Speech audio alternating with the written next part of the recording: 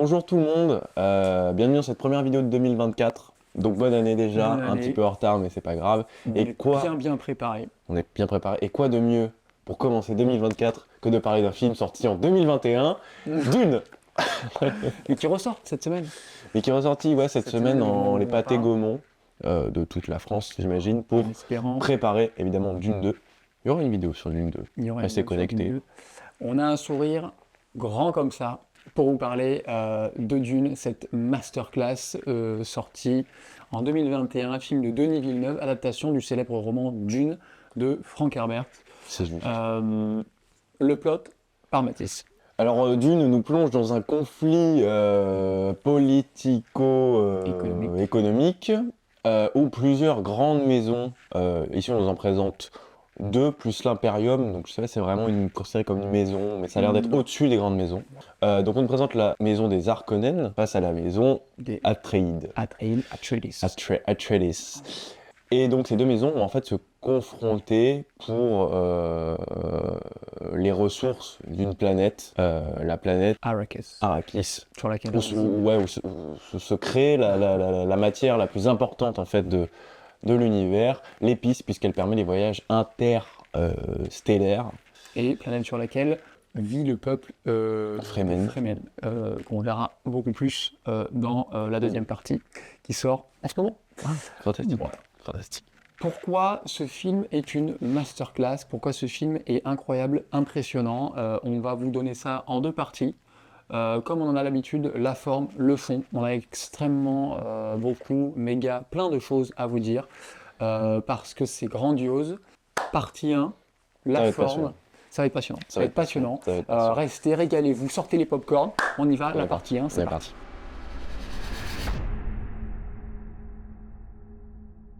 Donc première partie, la forme, c'est une expérience audiovisuelle ultra immersive. Denis Villeneuve a fait ce film pour le grand écran. D'ailleurs, Denis Villeneuve milite pour le cinéma, le cinéma en vrai et pas sur un ordinateur. Le grand écran, je dirais même le très grand écran, puisque c'est filmé, tourné en IMAX. C'est un régal. IMAX laser, personnellement. C'est un régal pour l'image et c'est un régal pour le son.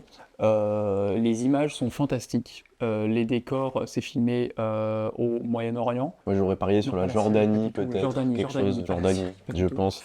Et aussi en studio, évidemment, avec des grands fonds, un petit peu en studio. Mais pas mal en réel, quand même. Et on a des plans... déjà, faut le dire tout de suite, pardon, je pense par le plus simple. La photographie, c'est incroyable. C'est magnifique. Merci, Denis Villeneuve. Merci Greg. Merci la collaboration entre Denis Villeneuve, le réalisateur, et Greg Fraser, le directeur de la photographie. Le chef opérateur. Les films de... chef opérateur, pardon. Je veux dire les deux existent. Les deux existent. Les films de Denis Villeneuve sont des films qui sont extrêmement... soignés dans le cadre. Soignés dans le cadre. Que ce soit avec ou sans Greg Fraser, quand on regarde The Prisoners, Incendie, il y a souvent vraiment la justesse dans le cadre, le placement de la caméra est souvent très juste, et dans ce film c'est démesuré parce que déjà c'est Greg Fraser, donc c'est toujours très beau. Il a déjà travaillé avec lui évidemment sur Blade Runner 2049, qui était très très beau aussi. Très apprécié. Mais on a en fait cet univers qui permet aussi esthétiquement certaines choses, certains mouvements de caméra, certaines captations d'images. Je pense par exemple au sable, au vent, au sable, qui permet de créer de nouvelles choses que sur un environnement, on va dire, terrien.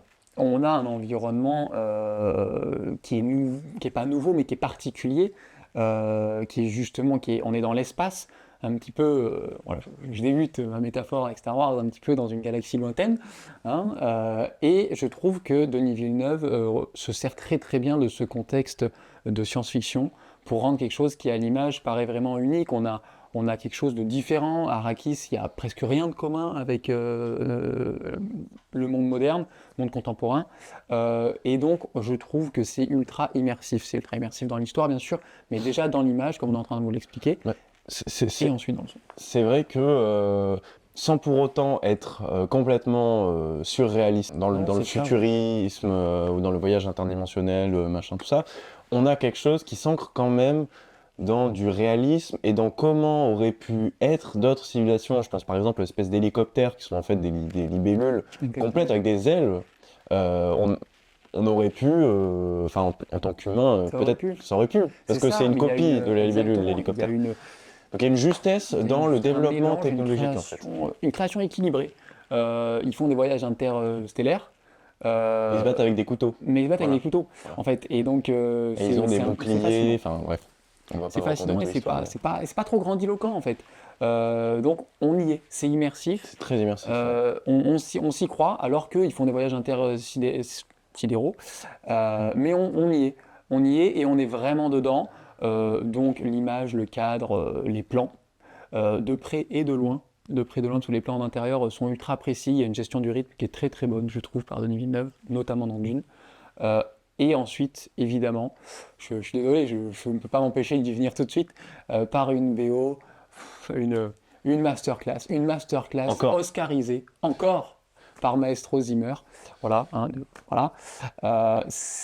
Qui sort un petit peu aussi de ses habitudes, de Zimmer, parce qu'on on entend de nouveaux instruments. Il n'y a plus de violon, les rythmes à la The Dark Knight, on les a oubliés, tout ce qui entoure en fait l'aura de Nolan, hein, parce que c'est vrai que ça a lancé quelque chose aussi, tous ces violons dans les musiques. Là, disparition, voix, guitare, et instruments avant, des sonorités qui sont Zimmer dans le monde de la nouvelle sonorité. à la fois très proches de ce qu'on peut entendre, mais en même temps, encore une fois, c'est de l'immersion. Donc on y croit au fait que ce soit dans un autre monde, on y croit à fond, Exactement. à fond, et la musique vient rendre tout ce qui est déjà grandiose, encore plus grandiose. Je sais pas, trouvez-moi un mot. Tellement plus, mais tellement plus vraiment. Zimmer qui, par une bande originale qui est vraiment particulière, vraiment spéciale, avec cette voix extrêmement particulière, perturbante, très perturbante au début. En vrai, maintenant on est habitué, mais ultra perturbante au début. D'ailleurs, j'ai des amis qui me disaient que si on écoute la bande originale sans connaître le film, ça fait super bizarre, c'est très spécial. Ces voix de femmes qui s'élèvent, ça peut impressionner, et ça rentre en fait totalement dans le thème. Ça rentre totalement dans le thème. Plus les sonorités de tambour qui sont de plus en plus forts et plus rythmés. Et on a dans cette BO quelque chose elle est très complète, c'est très très fort parce que c'est très complet, c'est très novateur dans les sonorités, on l'a dit. Et d'ailleurs, Zimmer nous fait un petit peu du Goranson. Il a abandonné Nolan pour travailler sur Dune pendant que Nolan faisait Tenet, pendant que Goranson a pris sa place pour Tenet, enfin je crois, et il nous a fait un petit peu du Goranson. Très sur la sonorité, un peu moins sur l'harmonie, plus sur les sonorités. C'est vrai. Et c'est très très très réussi. Et cette BO est très complète parce qu'elle est à la fois très fine. Vraiment, il y a énormément de sons d'ambiance. D'ailleurs, il y a plusieurs albums. Il y a un album où c'est que des sons d'ambiance en plus de la BO normale. Et donc, il y a du très fin. Et en même temps, il y a du très puissant, du très lourd, j'ai envie de dire. Vraiment des envolées de ces sonorités particulières. Notamment plusieurs moments. Paul's Dream, évidemment. Et la scène de conclusion du film où on voit une chevauchée du ver du désert. Magnifique. Où on a vraiment la majesté du désert dans la sonorité, dans la BO de Zimmer. Et ça, c'est surpuissant. Du désert. It's the power. C'est surpuissant. Et avec tout ça, Zimmer, qui je trouve remplit à la perfection son rôle d'accompagnement de l'histoire et accompagnement surtout de l'ambiance. Parce que Dune, c'est un film d'ambiance. Denis Villeneuve, d'ailleurs, disait que cette partie 1 était, quand tout le monde était un petit peu impressionné, il disait, mais là, j'ai juste mis en place, en fait. C'est pour ça que le dos va dessus. Mais ce qui est intéressant, c'est qu'on n'est pas non plus sur un blockbuster comme on peut en avoir l'habitude, où il y a tout le temps de l'action. Là, on a aussi des plans qui prennent leur temps sur les personnages, sur le visuel, les dunes. On a quelque chose d'assez quand même lent. C'est d'ailleurs une critique qui est revenue, que certaines personnes s'ennuyaient pendant le film. Mais je trouve que ça apporte quelque chose à l'immersion, justement en passant du temps sur cette planète, en passant du temps avec ces gens, en visualisant l'environnement. Ça apporte quelque chose, et c'est d'autant plus ancré, je pense aussi, par les silences de la BO de Hans Zimmer, les moments où en fait les notes s'arrêtent. C'est Miles Davis qui disait ça. Il disait ce qui est important, c'est pas que les notes qu'on joue, mais c'est celles qu'on ne joue pas. Ben là, c'est un peu ça. Quand il y a du silence, on est plongé là-dedans, on a la tension qui monte, et d'un coup, il y a cette musique qui vient nous récupérer, et c'est fantastique. C'est fantastique. Et on a même certains plans qui sont certaines scènes où qui sont pas du silence total, mais où on a le bruit du sable, où on a qui est soit vraiment un petit peu du sable ou quelque chose qui ressemble à du sable, un bruit très fin. Je pense à la scène où Paul Atreides, au tout début, ils arrivent sur Arrakis où il se fait attaquer dans sa chambre. Euh, on a ce petit sifflement, ce petit machin, en plus de l'objet qui l'attaque. C'est c'est très immersif. Encore une fois, c'est très très immersif. Et c'est génial. Et ça fait qu'on y croit en fait. Et quelque part, pour reprendre ton lien avec Star Wars, on a vraiment cette sensation-là, mais d'y croire à cet univers. D'y Mm. croire, comme on a pu croire à Star Wars à sa sortie, ben là c'est pareil. On a vraiment cette sensation de se dire cet univers est tangible, existe quelque part. On peut y aller sur Arrakis, on peut aller faire du snowboard sur les dunes, enfin bref, voilà, c'est quelque chose de réel et c'est ce qui est important parce que il n'y a pas de moment où on s'ennuie pendant le film, donc on peut pas sortir du film en se disant ah je suis dans une salle de cinéma. Ouais. Enfin moi ça m'est pas arrivé, ça m'arrive sur certains films, là vraiment pas. T'es à fond dedans, à fond sur cette planète Arrakis, à fond avec ces personnages, il faut le dire, qui sont joués très justement, Ouais. très Ouais, très très justement, justement. Oui.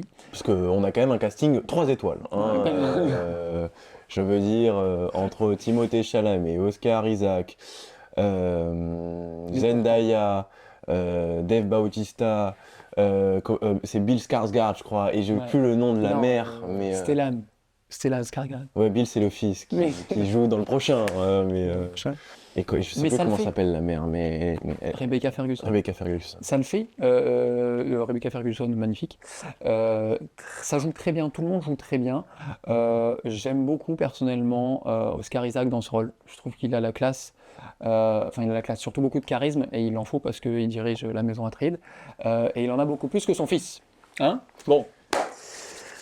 Pourquoi avoir choisi Timothée Alors moi j'ai ma Chalamet petite théorie, Même mais s'il joue bien, il joue bien.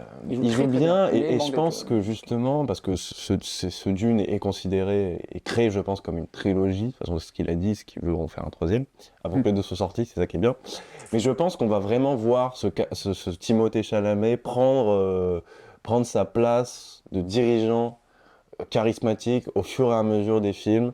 Et je pense que voilà, on démarre sur un enfant fragile en fait, qui a envie de découvrir et qui se prend la réalité d'un coup. Parce que Ouais. le moment où il veut C'est aller vrai. sur Arrakis, où que son père lui dit tu vas prendre tes responsabilités, son père se fait tuer, son royaume explosé, c'est la cata, c'est la guerre. Enfin bref, Cata. on a ce personnage qui est d'un seul coup confronté à la vie, pas dire la vie d'adulte, mais quelque part c'est un peu ça, et qui va devoir grandir. À la fin, c'est les mots. Tuer un homme, c'est prendre sa propre vie. Et c'est là où, en fait, en tuant le personnage à la fin, il va évoluer et devenir plus grand. On le voit, en fait, rien que dans le film, au début, il est assez fragile, il respecte, machin, Bien sûr. et à la fin, Il il pose vient. un choix. Il dit Voilà. à sa mère, non, non, on reste là. Voilà, tout à fait. Les Il enjeux combat sont l'autorité. aussi. Il Il y a ce combat. combat de l'autorité. Et je pense que Timothée Chalamet va prendre son envol et va nous faire un bon combattant. Ça serait beau un bon leader. parce qu'il y a du boulot. C'est vrai, Il y a je du te l'accorde là-dessus. Il y a Quand du on voit boulot. Oscar Isaac, Il y a qui a du du charisme, Jason Momoa aussi, on a oublié, Ouais. qui est là aussi, qui joue très très bien son rôle. Et je trouve que ces personnages-là, leur jeu nous en disent beaucoup sur leur background, leurs antécédents, sans nous raconter énormément. Je veux dire, Rebecca Ferguson, on voit qu'elle a été fragilée par les Bene Gesserit. On voit que Fragilé. fragilisée, pardon, j'ai oublié une syllabe. Fragilisée par les Bene Gesserit. Ouais. Et oui, c'est vrai. Elle joue super. Et elle joue super bien, parce que, en fait, on comprend tout ça sans mots. Et c'est ce qui est important. Pareil pour Oscar Isaac. On a cette prestance, ce charisme de roi, d'empereur, peu importe comment on peut l'appeler. Mais on a c'est très juste en fait dans l'interprétation et ça nous dit beaucoup des personnages. En fait, on n'a pas besoin de beaucoup de dialogue. Et je pense même pas que si on regarde C'est vrai, c'est le important. quota du film, est-ce qu'il y a autant de dialogue que ça? Je ne suis pas sûr. Je pense pas que ça parle tant que ça. Pas tant, non. Et c'est un film qui est assez contemplatif, hein, pour finir sur la forme. C'est un film qui est, ouais, j'ai envie de dire assez contemplatif, qui prend son temps, comme tu l'as dit, et c'est extrêmement bien maîtrisé dans la réalisation. C'est beau, la sonorité est incroyable, et ça joue très bien.